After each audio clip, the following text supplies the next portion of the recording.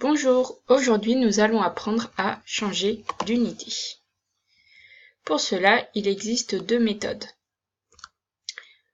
En utilisant la multiplication ou la division par 10, 100, 1000, etc. ou en plaçant le nombre dans le tableau de conversion.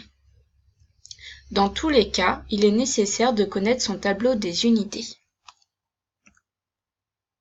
Méthode 1. En multipliant ou en divisant par 10, 100, 1000, etc. Pour passer d'une colonne à une autre, on multiplie par 10 si on va à droite et on divise par 10 si on va à gauche.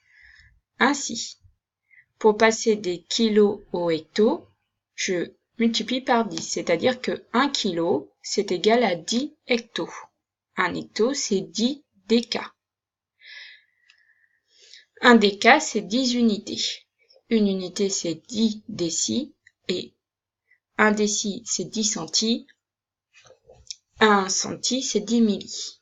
Ou inversement, 1 centi, c'est 0,1 milli, etc. Si je veux convertir 5,8 décamètres en décimètres, on part de l'unité de départ. Ici, c'est les décamètres.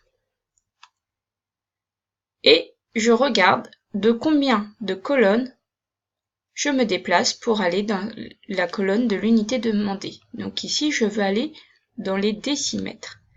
Et je me déplace de 2 colonnes vers la droite.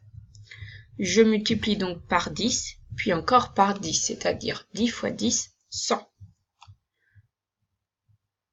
Donc je vais donc effectuer l'opération 5,8 fois 10 fois 10, c'est égal à 5,8 fois 100, ce qui est égal à 580.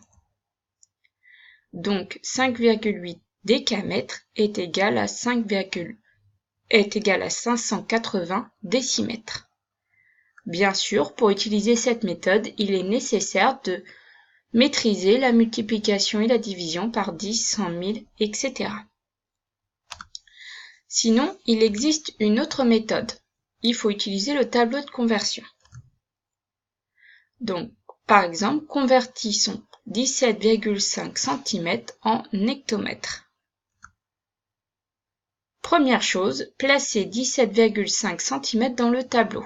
On repère le chiffre des unités. Dans 17,5, le chiffre des unités, c'est 7. Donc on écrit le 7 dans la colonne des unités de la mesure donnée, ici centimètres. Je place donc le 7 dans centimètres. Puis j'écris mon nombre. Un chiffre par colonne. Ensuite, on va compléter avec des zéros jusqu'à l'unité demandée, ici les hectomètres.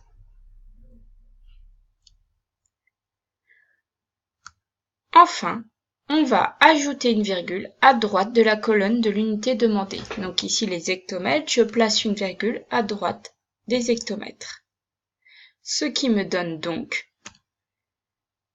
que 17,5 cm, c'est 0,00175 hectomètres.